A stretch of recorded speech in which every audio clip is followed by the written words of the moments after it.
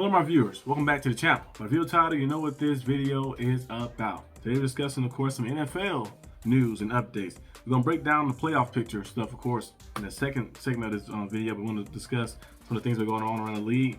As you guys know, the Steelers, my Steelers did release Darius Slay. If I had his background up, I made the video before this right here, so the background thing is still like the Steelers.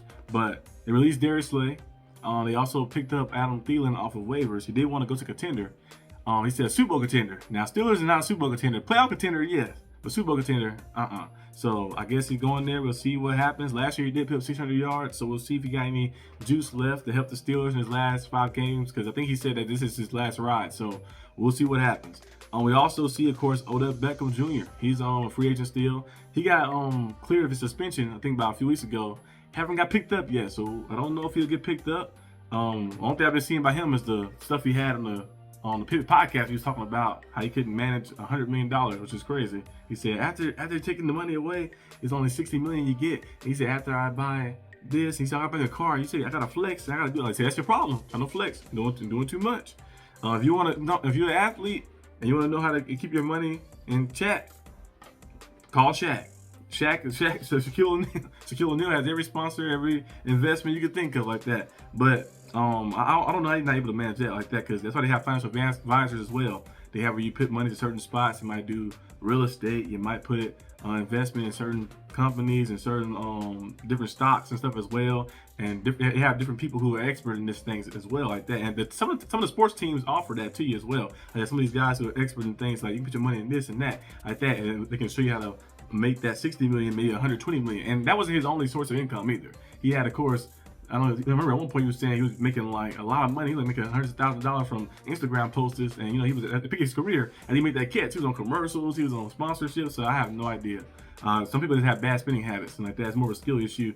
And if you like bad with money, when you have a little amount, then you get more money, it's gonna be even worse like that. I learned about, now I took accounting, they had 1 and 2 in high school.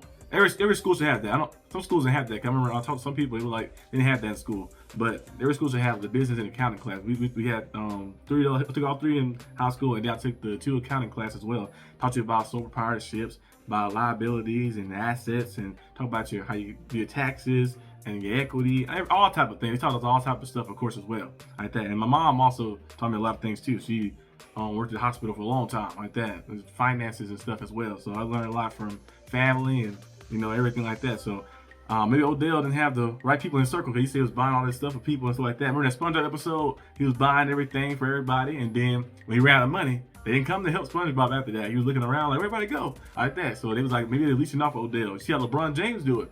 His friends are still there, but they work like that. It's like an investment. You see Maverick and you see Rich Paul. Now they got their own stuff like going on like that. I think Maverick trying to make a league that rivals the WNBA and stuff as well. And Rich Paul got an agency where he was doing a lot of clutch sports stuff and signing all different athletes and stuff. So they built that up. That's why they always like give your family and friends. You can give them a job, but don't just give them the money like that. Mess things up. So, and Odell, he was wearing $2.2 million watches and giving money to the LSU players and stuff like that, which was illegal, of course, at the time. Like that was.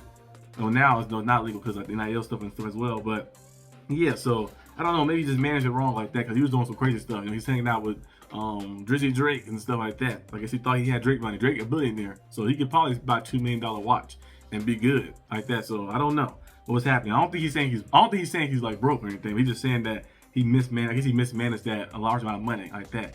That's why it's important for players to have financial advisors. We see a lot of players. I think Shannon Sharp talked about it last time. A lot of players, they say they go broke usually 3 years when they get out the league like that, because they don't manage their money. He said when he first got out, he said he talked to his financial advisor. He said, I want to be able to live the same way I'm living now after I retire. And he said ever since he did. And plus, having, of course, the TV stuff he do, and now the big nightcap and all the Club Shay Shay big stuff as well like that makes it even better and easier too. So some guys just, I guess, make the wrong decisions. That's why it's good for them to emphasize. You can tell them that. You can tell a lot of players that, be like, hey, this is important for you to do, but they gotta listen, of course.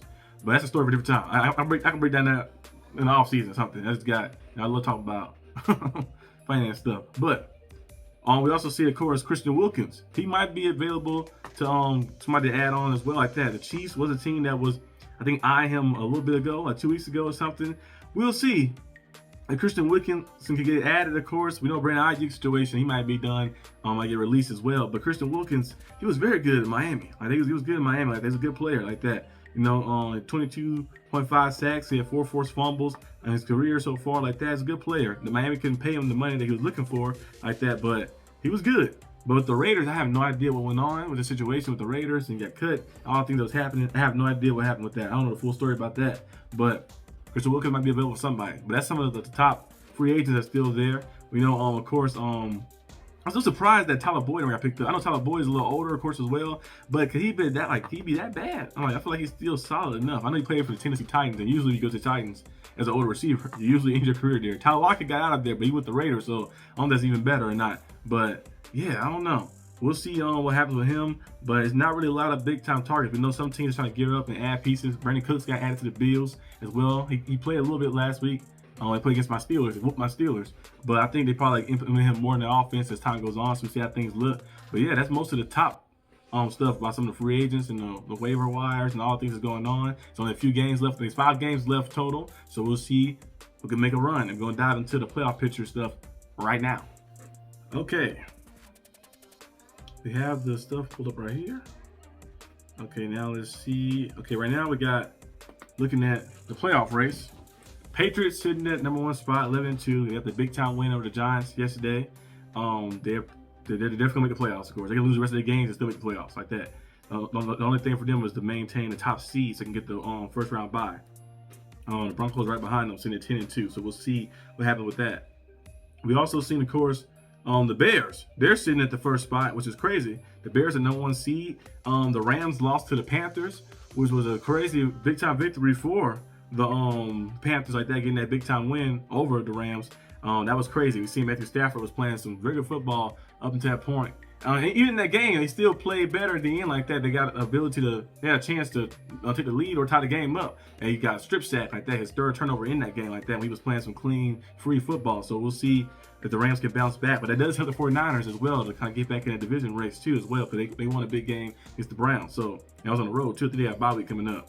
But yeah, Bears are number 1 seed right now. They beat the Eagles and they beat the Steelers, back-to-back wins for them like that. Number 1 seed. You got the Broncos, of course, the 2nd spot.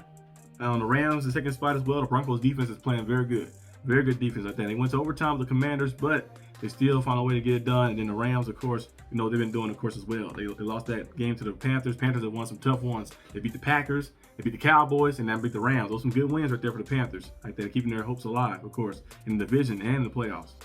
Jaguars sitting in the 3rd spot right now. They're 8-4. They came out to win against the Titans. Usually the Jaguars lose those games against the Titans. Like, oh, here come the Jaguars. They'll lose the game they're supposed to win. But they have won back-to-back games they're supposed to win. They beat the Cardinals. They beat the Titans. You're like, there you go. That's finally seeing the Jaguars play efficiently. Jacoby Myers has been a good pickup for them. I wanted Jacoby Myers to be a Steeler, but the Steelers was too scared to give up anything. I think it's only a 4th. They only asked for like a 4th and a 7th or something like that. You could get that up. But it's a story for a different time. But I wanted Jacoby Myers to be a Steeler. Jacoby Myers is a good player. He scored a touchdown against the Cardinals, had a big time run and a touchdown against the Titans as well like that. Been very productive for them. They got Brian Thomas coming back as well. So now they're looking pretty good right now offensively. So we'll see how things continue to go. The Eagles, they dropped a little bit, of course. Back-to-back losses. They're losing to the Cowboys. They was up 21-0. Cowboys came back to get a victory. Then losing, of course, to the Bears as well. On Black Friday, the offense has been very stagnant, conservative, not taking any chances. I know they've seen a lot of double teams on the outside, and everything is kind of like bunched up because the run game is not really super effective. But they came into the season to saying, okay, Saquon Barkley's not going to be the one that beat us like that. So they make sure to take him out of the game. You got to be able to take chances, though. Jalen Hurts playing conservative style, but you have to take a chance. You got to go out there and take a chance and get that ball in the field to give your guys the opportunity to make something happen. So we'll see if they decide to do that or not. But they're still in good position right now. They got to find a way to get back on track. Ravens, they're the 4th spot right now. They're 6-6 right now. Steelers are also 6-6 as well with the Ravens. I feel like only one person is coming out of the division with a win. This season, we thought maybe like 2 or maybe 3 if the Bengals was stay healthy and stuff. But maybe 2 or 3 people coming out of the division, kind of like in previous years. Not last year, but the year before that, like that. Last year we had 2 people come out of the division, and the year before that you had like 3 people coming out of the division. But this time the Steelers, and Ravens and then the Bengals and Browns, everything in that division has been very shaky. Usually it's one of the toughest divisions to see and to watch, but it's been tough to watch for a viewer because you haven't seen a lot of success from these teams, of course, out there. Everybody look kind of like stagnant, inconsistent, and shaky and stuff. A lot of injuries, of course, as well for the Steelers, for the Ravens, for the Bengals, and the Browns like that. Been a lot of things going up, so we'll see what happens. But the Ravens are sitting 6-6 right now. They got to play the Steelers this week, so we'll see what happens in that. And either do beat the Steelers or Steelers win. Steelers hit the lead, of course, or the Ravens win, but it's still not finished yet because Steelers got to play the Ravens again, and they do have the Dolphins, of course, and the Browns, and the Lions, and then the Ravens have to play the Steelers again, and then they have to play the Packers and the Patriots like that as well. Then the Bengals, a team that just beat them, so it'd be tough. It's still gonna be a tough path for both teams. I hope both teams don't just end up 9-8 or something, but we'll see what happens. I think the winner of this division can have 9. They can have 9 wins and still make it to the playoffs, which would be crazy, but it can happen. We'll see what happens though. Buccaneers are sitting first in the division still. They got a big time victory against the Cardinals. They've had some tough games. They lost. They had the game against the Bills, the game against the Patriots, and the game against the Rams. Like that, on 3 straight games. Of course, it was tough for them, but they found a way to get a victory here against the Cardinals. They're on track to stay afloat of the Panthers. They play the Panthers twice in the coming 5 games, so we'll see what happens. Chargers, they're 5th spot right now. But Justin Herbert got to get surgery on his hand, so we'll see if he's out. How long he's out, I don't know. Let me actually search that real fast. I can use the laptop right here. I'm using, but I think it's screen recording, so I don't know if it can let me go to a different page. Justin Herbert. It says hand surgery. It said Herbert's day to day. It says non-throwing hand, so he might be good. He might be able to play this week, or maybe one game he'd be out. You kind of have to see, wait and see what it kind of is. Seahawks are of course 5th seed right now in the NFC. They're doing a pretty good job as well. The receivers and everything, JSN and all those guys have been playing some good football. Sam Darnold and stuff as well. Colts sitting at 8-4 right now. They dropped down a little bit, of course, as well. They lost to the Texans. The Texans coming. Texans, they started down bad, but now they back up like that. They've been playing some good football. They coming for the division. I think the Texans play the Colts. They play them again, right? Or that was the second time they played them. Let me see. Texans versus Colts. That was They play again.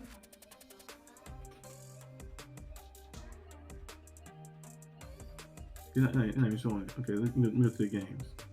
Or is it their first time playing? Or did they play again? Oh, they play again. They play again. Oh, they play again in the season. So the Texans, they keep winning. They can definitely find a way to win this division like that. So we'll see. We'll see what goes on with that. I did pick the Texans to win the division beginning of the season. As you guys know, I did about the division thing. But I did start off like that because of the injuries and everything that was going on. But they back in it now like that. They can still find a way to win the division. I know the Jaguars, of course, are the division leader right now, but Texans already beat the Jaguars once. You get an opportunity to play. Because Jaguars, I play the Colts again too as well. I think they play the Colts this week, and then the Texans, they play the Jaguars twice already, right? They beat Jaguars once. They lose the first time. They lost the first time, so they split with the Jaguars. And they play the Colts again at the end of the season. Yeah, so they play the Chargers. That's my AFC opponent, so they might have a chance to make a run to get to they can find a way to win out, to maybe win like that, especially the Jaguars lose a game or something. I think the Jaguars do to play the Colts, of course, and the Colts still trying to make sure they keep in charge and stuff as well like that to get back in the division spot. Because the Colts lost the division spot after that loss, so we'll see what happens. The Texans are still much in it. And then you got the Bills, of course, right there at 7th spot. And the Texans have a playoff chance as well because the Bills lost to the Texans a few weeks ago. There was a week where Josh Allen got sacked, of course, 8 times in that game. He got sacked 8 times, turned the ball over twice. Texans won that game too. So the Bills was to lose a game, and Texans and Bills have the same record. They can get back in there too. So Texans got 2 paths. They can try to find a way to win. They win out. And the Jaguars lose one. The Jaguars lose one game and the Texans win out. They might can get themselves in the division right there. But we gotta see. Based on all the scenarios and stuff, there might be some other things got to break down. We got, of course, the Packers at 6th spot right now, and we know they're 8-3-1. Right now the Bears are number 1 spot in the NFC North, and the 49ers are 7th spot right now in the playoffs. They're 9-4, and the Rams are 9-3. So they're coming for them. Like they're right there with them. They already split as well, so they have to see what happens like that. Texans, I already mentioned Texans. Steelers are sitting at the 9th spot. Steelers are kind of, they tied first with the AFC North with the Ravens, so we'll see what goes on with that. Because I think like I mentioned earlier in the video, you gotta find a way to at least win one against the Ravens, and then you can win out the other games. You probably get a chance to win, especially if the Ravens lose to the Packers or the Patriots. Like, they gotta play those games and they gotta play you again. So you can be one of the losses and they lose one of the other games, you'll be good. But you gotta make sure you handle business yourself. Lions are sitting in the 8th spot, 7-5. Cowboys 6-5-1. They made a run. Remember I said at first, I said the Cowboys gotta find a way. I said the Cowboys had to find a way to win at least 3 of the next 4. I said they're gonna beat the Raiders, but I said they gotta find a way to at least win.